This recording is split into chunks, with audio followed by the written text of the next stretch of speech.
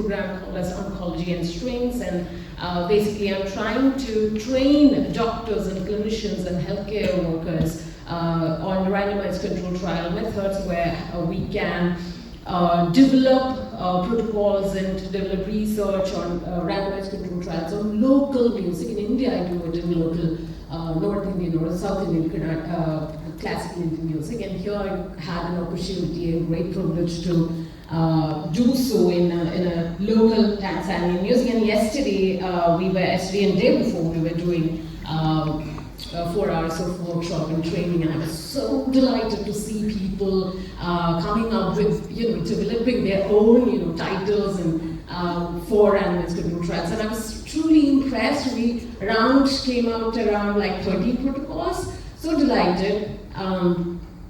So in the US, UK, Canada, and Australia, music-based interventions are very well integrated into healthcare since 50, 60, 80 years.